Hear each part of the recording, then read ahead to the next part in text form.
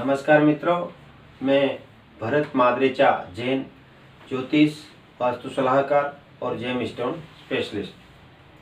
मित्रों, यूट्यूब में हमारे चैनल में आप सभी का स्वागत है। आज हम बात करेंगे मकर लगन की जिनकी कुंडली है उनको कौन सा ऐसा रत्न, कौन सा ऐसा जेम स्टोन पहनना चाहिए जिससे कि उसकी लाइफ में तरक्की हो, उसको नेम फेम मिले, उसको लाइफ में पैसा मिले। तो मकर लगन की कुंडली में हम आज बात करेंगे। तो यहाँ पर 10 नंबर की राशि लिखी हुई है, मीन्स यह मकर लगन की कुंडली है। और मकर लगन की कुंडली में शनि 2 शुभ स्थानों का स्वामी हो जाता है। एक तो लगन का स्वामी है, यानी कि स्वयं का स्वामी है, और दूसरा धन स्थान जो कि परिवार का स्थान भी होता है, कुटुंब का स्थान होता है, वाणी का स्थान होता है। तो यहाँ पर शनि लग्नेश होने के साथ साथ में धनेश भी है। तो अगर यहाँ पर शनि यदि इन 2 भावों का स्वामी होकर के तीसरे, छठे, 8वें और 12वें भाव में नहीं हो, और साथ ही चौथे भाव में मेष राशि का नीच का भी अगर शनि नहीं होता है, इन स्थानों को छोड़ करके शनि कहीं पर भी बैठा है, और तो उसका जो रत्न है नीलम अर्थात ब्लू सफायर, वो पहनने से बहुत ही फायदा होगा। व्यक्ति के कामकाज में बढ़ोतरी होगी, मान सम्मान मिलेगा, और व्यक्ति को धन संचित करने में भी बहुत हेल्प मिलेगी। तो यहाँ पर शनि आने से व्यक्ति अपनी कूटनीति और कुटिल वाणी से बहुत ही अच्छा बोल पाएगा, और उस बोलने के माध्यम से व्यक्ति बहुत ही यहाँ पर अपनी लाइफ में धन संचय करेगा। तो यहाँ पर शनि बहुत अच्छा हो जाता है। तो नैसर्गिक रूप से तो ऐसा शनि पाप ग्रह है, लेकिन यहाँ पर लग्नेश और धनेश होने के कारण वो अपना पाप प्रभाव यहाँ पर खो देता है और कुछ न कुछ अच्छा करने के लिए बाध्य हो जाता है। तो यहाँ पर यदि शनि मैंने जो बताया वो भाव में नहीं होना चाहिए, उन भाव को छोड़कर कोई भी भाव में है तो शनि का जो रत्न है नीलम वो पहना जा सकता है। नेक्स्ट बात करूँ मैं जुपिटर अर्थात गुरु। तो मकर लगन की कुंडली में गुरु 12वें और तीसरे भाव का स्वामी होता है। तो यहाँ पर थर्ड हाउस यानी कि छोटी मोटी यात्राओं का स्थान, छोटे भाई बहनों का स्थान, मेहनत का स्थान, और साथ ही गुरु यहाँ पर 12वें घर का स्वामी भी है। तो 12वां भाव यानी कि खर्च का स्थान, फिजूल का व्यय का स्थान, व्यक्ति बीमार हो गया तो हॉस्पिटल में एडमिट का स्थान, या अनावश्यक अचानक कोई खर्च आ जाना, अचानक कोई लॉस हो जाना, उसका डिपार्टमेंट यहाँ पर गुरु है। तो यहाँ पर गुरु 12वें और तीसरे हाउस का स्वामी होकर जहाँ कहीं भी बैठेगा तो वो उस भाव की हानि ही करेगा। इसके लिए मकर लगन की कुंडली में गुरु का जो रत्न है पुखराज वो नहीं पहनना चाहिए। नेक्स्ट 4th हाउस का स्वामी है मंगल। तो मंगल इस कुंडली में चौथे और 11वें भाव का स्वामी हो जाता है। तो मंगल भी 4th हाउस यानी कि गाड़ी, फ्लैट, बंगलो इत्यादि का स्वामी मंगल है। तो तमाम तरह के जो लाभ है उसका भी स्वामी यहाँ पर मंगल होता है। तो यहाँ पर मंगल यदि तीसरे, छठे, 8वें और 12वें भाव में नहीं बैठा है एक बार, और साथ ही मंगल यदि 7म भाव में कर्क राशि में आ जाए तो यहाँ पर मंगल नीच का हो जाता है। तो ऐसी स्थिति में भी मंगल का जो रत्न है मूंगा नहीं पहनना होता है। तो इन स्थानों को छोड़कर मंगल कहीं पर भी बैठा है तो उसका जो रत्न है वो पहना जा सकता है। मंगल का रत्न पहनने से व्यक्ति अपनी प्रॉपर्टी को बढ़ा सकता है। जैसे किसी को फ्लैट लेना है, कोई व्हीकल लेना है तो वो काम उसका ईजी हो जाएगा, और साथ ही तमाम तरह का लाभ यहाँ पर इनकम के लिए भी एक बहुत अच्छा योग होगा, और यहाँ पर भाई बहन भी साथ देंगे और मित्र भी यहाँ पर साथ देंगे। तो मंगल का रत्न मूंगा पहना जा सकता है। नेक्स्ट ग्रह की बात करूँ, 5म हाउस का स्वामी है शुक्र। शुक्र यहाँ पर मकर लगन की कुंडली में प्रबल राजयोग कारक ग्रह हो जाता है, जो कि 5म भाव का स्वामी है और 10वें हाउस का भी स्वामी है। तो इन 2 स्थानों का स्वामी होकर के शुक्र यदि छठे, 8वें और 12वें भाव में नहीं होना चाहिए, और साथ ही 9वें भाव में कन्या राशि में नहीं होना चाहिए, क्योंकि यहाँ पर शुक्र ग्रह नीच का हो जाता है। तो इन भावों को छोड़कर शुक्र कहीं पे भी प्लेस्ड है तो शुक्र का जो रत्न है डायमंड वो पहना जा सकता है।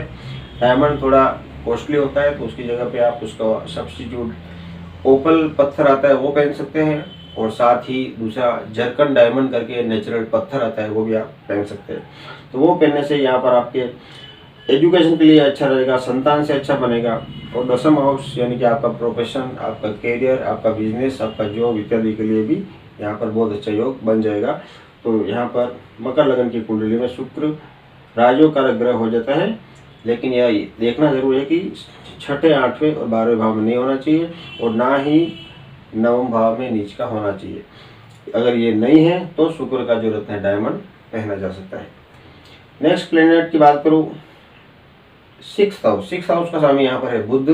बुध की भी 2 राशियाँ होती है, तो यहाँ पर बुध छठे हाउस का स्वामी है और साथ ही नवम हाउस का भी स्वामी है। तो बुध की जो मूल त्रिकोण राशि है वो यहाँ पर कन्या राशि नवम घर में पड़ी हुई है। तो यहाँ पर भी बुध यदि अच्छा प्लेस्ड है तो यहाँ पर बुध का रत्न पन्ना भी पहना जा सकता है, क्योंकि यहाँ पर रिजल्ट यहाँ पर ज़्यादा देगा। बुध अपनी मूल त्रिकोण राशि में यदि खुद के घर में बैठा है तो पहना जा सकता है, लेकिन यही बुध अगर छठे हाउस में खुद के घर में बैठ जाए तो यहाँ पर पन्ना नहीं पहनना है।